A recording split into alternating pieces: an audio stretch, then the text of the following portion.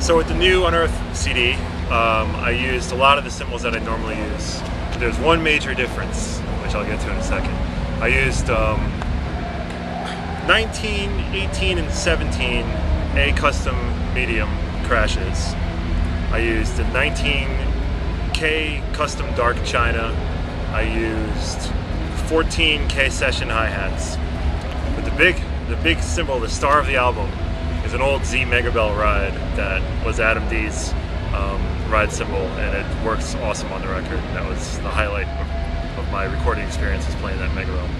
I love using the A Customs for this stuff because they're pretty durable cymbals, and I think they just sound terrific. I mean, I think the K's are probably my favorite Zildjian line, but for metal, they just don't work as well. They sound terrific for everything except metal music. There's something about the way the A's cut a little bit better, and plus, I can just ride on the crash for a while with the A Customs, and I like the way that they sound when I use them.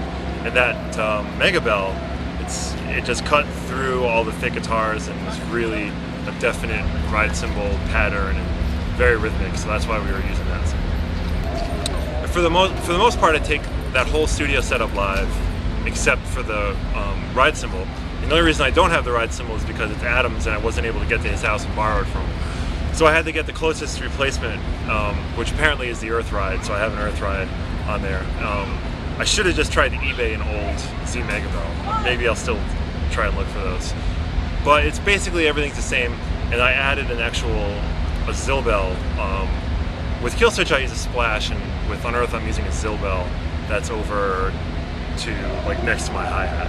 And that's about it. Everything else is the same. There are some new songs that are really fun to play. Rise to War Cry is fun, but my legs get very tired.